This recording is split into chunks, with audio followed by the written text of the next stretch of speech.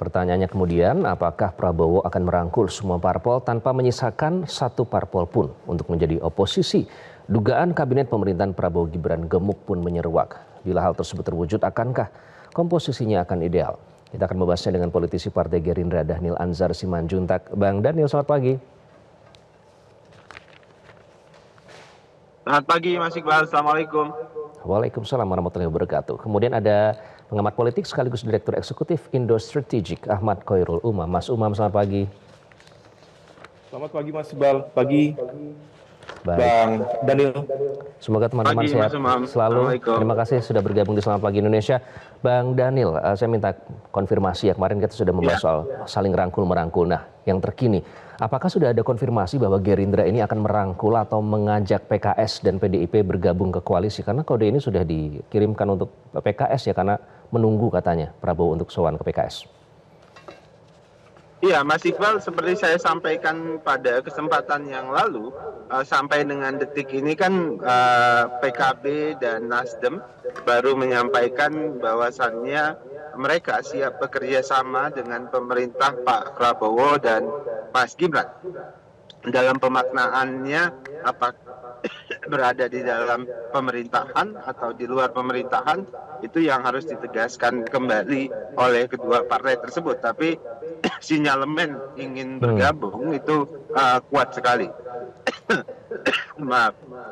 Kedua, dari PKS dan PDI Perjuangan sampai dengan detik ini, Pak Prabowo sedang berusaha untuk mencari waktu yang tepat untuk bisa bersilaturahim dan berkomunikasi. Yang jelas, Pak Prabowo sangat terbuka dengan semua kekuatan politik yang ada.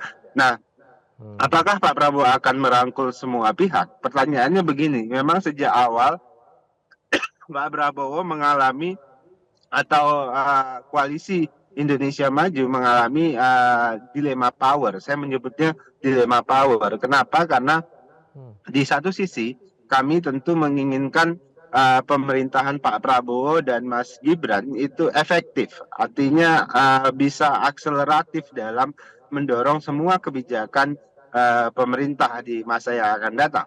Di sisi lain, komitmen untuk menjaga demokrasi yang sehat dengan kelompok penyeimbang atau kekuatan pressure group yang mumpuni itu juga menjadi komitmen dari Pak Prabowo dan Mas Gibran.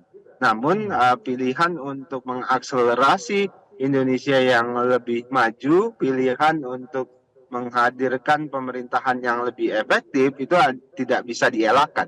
Oleh sebab itu tentu Pak Prabowo berusaha menyeimbangkan di antara kedua dilema tadi. Nah, makanya komunikasi dengan semua partai di luar pemerintah tetap akan dijalin, baik itu nanti akan ada di dalam pemerintahan atau di luar pemerintahan, itu hal yang berbeda. Yang jelas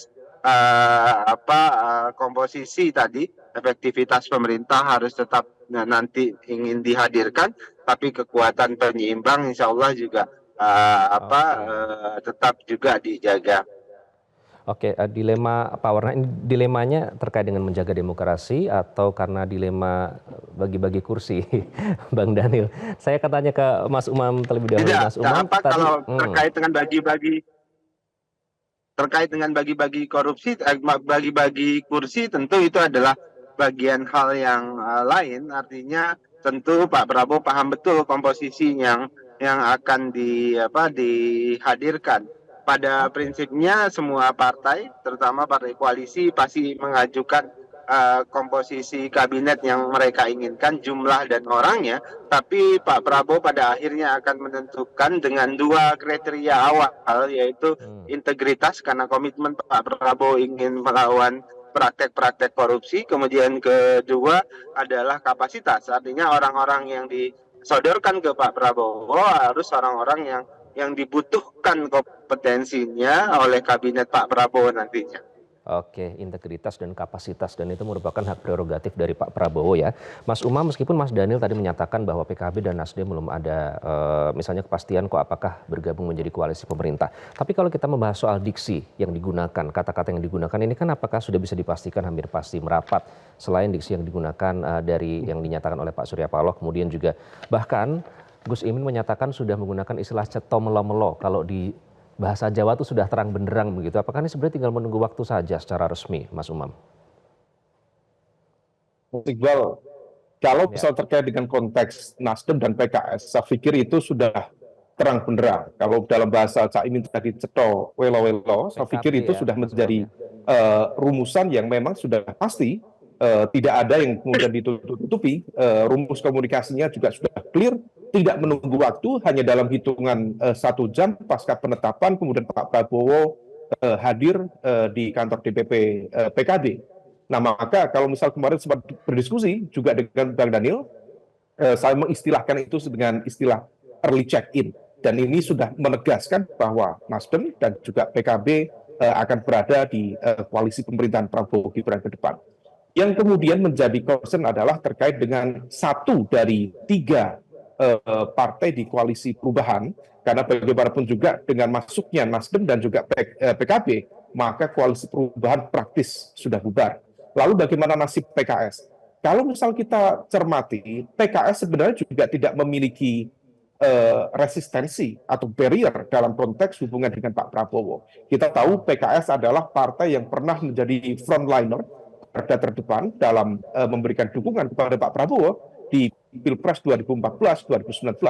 Tetapi harus dicatat, ketika kemudian Pak Prabowo menjadi bagian dari pemerintahan Pak Jokowi, lalu kemudian menjelang 2024, ketika kemudian Pak Prabowo mencoba untuk bertransformasi menjadi figur yang dulu diidentikan sebagai tokoh yang memiliki kedekatan dengan kekuatan Islam kanan konservatif, maka kemudian Pak Prabowo bergeser dengan menjadi tokoh yang memang betul-betul merepresentasikan karakter nasionalis. Nah, pada momentum itulah kedekatan-kedekatan dengan kekuatan Islam kanan konservatif mulai dihapuskan.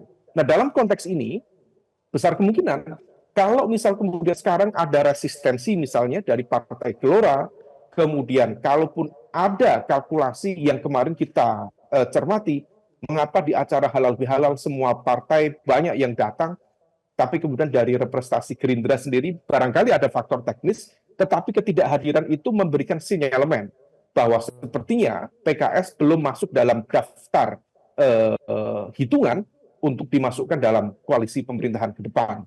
Nah, adapun kemudian nanti kalau misal terjadi komunikasi, berarti merujuk kepada yang tadi disampaikan oleh Bang Daniel, bahwa komunikasi politik kebangsaan tetap dibangun, tetapi hal itu bukan menjadi sebuah jaminan partai yang diajak bersilaturahmi, diajak komunikasi, akan menjadi bagian dari pemerintahan yang akan datang. Nah, situasi ini yang tampaknya juga harus dihitung. Dan satu lagi, Mas Iqbal, diakui atau tidak, PKS adalah salah satu partai yang mendapatkan basis insentif elektoral yang memadai dengan menggunakan narasi kritis, melakukan kritik kepada pemerintahan Pak Jokowi.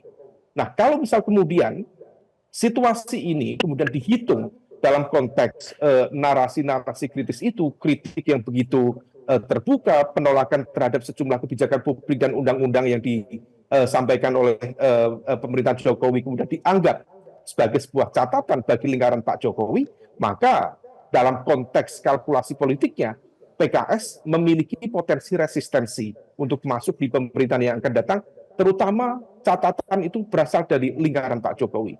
Nah, ini yang kemudian tampaknya harus diyakinkan kalau misal memang PKS ingin menjadi bagian dari pemerintahan yang akan datang, komunikasi itu harus diyakinkan, dipastikan supaya kemudian tidak hanya berbasis pada asumsi, pada harapan, tetapi betul-betul kemudian diselesaikan, termasuk juga menyelesaikan hal-hal yang barangkali masih menjadi resistensi di lingkaran sekitar Pak Prabowo hari ini. Salah satunya adalah para elit yang dulu pernah menggawangi juga PKS yang saat ini berada di Partai Gelora. Mas Iqbal.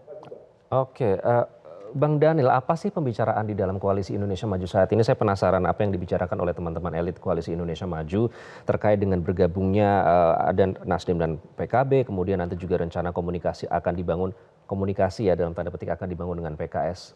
Ada syarat-syarat tertentu nggak yang diungkapkan oleh teman-teman yang bergabung di Koalisi Indonesia Maju?